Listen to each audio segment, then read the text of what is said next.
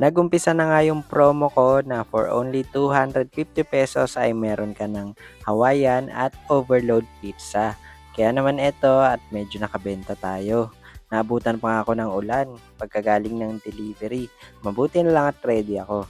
Hi guys, ako si Bok, lumaking mahirap pero mataas ang pangarap. Heto na nga pala yung day 12 ng Sarap Noka Pizza business ko at awa ng Diyos, eto patuloy tayong lumalaban.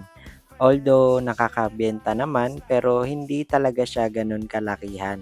Sakto lang sa pang-araw-araw namin, nakakakuha ako ng pambili ng diaper, ng gamot, at bukod doon ay nakakabili din ako ng panibagong paninda.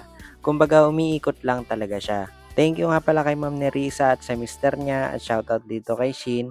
Salamat din kila Ate Dayan dahil nga sila yung umorder. Pagkatapos ay pumunta ako ng San Francisco doon sa kaibigan namin na si Matet. Maraming salamat at long time no see. Talaga namang ang laki na ng inaanak ko dahil ilang taon na rin kami na hindi nagkita-kita.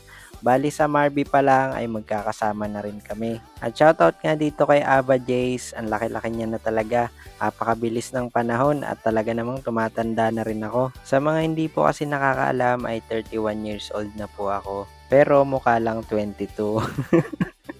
Ang kapal eh, no? So ayan nga, sobrang ligalig ni Aba at sabi ko nga kasi ay sumama sila dito sa video at iba-vlog ko. Tapos nagkwentuhan na rin kami dito nila nanay na sobrang dami din talaga namin na pagkwentuhan.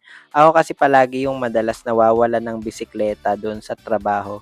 Ewan ko ba kung bakit ganun ng panahon masyadong mapagbiro talaga. Isa nga din sila sa talaga namang nakakaalam ng kwento ng buhay ko sa dami rin ng pinagdaanan ko.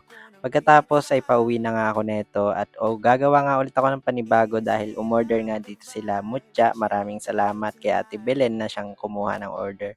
At dito kay Ma'am Lynn, maraming salamat din po at may birthday sa kanila. Kaya naman sobrang thankful ako kasi naihahanda sa okasyon yung aking pizza. At ito na nga nakauwi na ako, naabutan ako ng ulan. Mabuti na lang at bago talaga ako sumabak dito sa ganitong negosyo ay umorder muna ako ng kapote.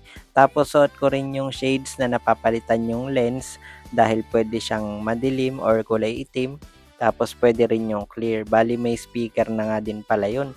At pwede na rin yung pang-call. Kaya naman talagang sobrang ganda at quality. Lalagay ko na lang yung link sa comment section kung gusto ninyong bumili. Pagkatapos ay kumain na rin kami at ito nga yung niluto ko nung tanghali. Bali, gata siya na may manok at kalabasa. Tapos ayan, hindi mawawala yung patis na may sili na talaga namang gaganahan ka kumain. Thank you Lord sa lahat ng blessing dahil kahit papano masasabi kong nakakaraos na din kami. O paano hanggang dito na lang. Salamat po.